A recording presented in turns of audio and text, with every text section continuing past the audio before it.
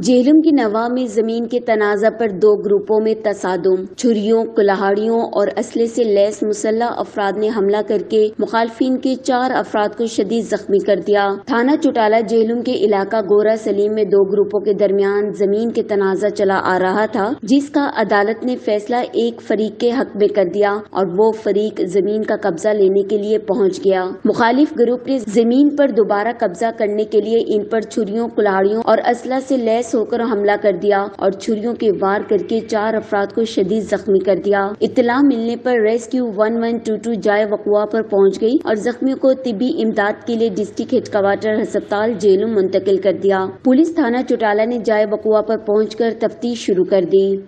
Najaf Shahzad, Chenab news, Jhelum.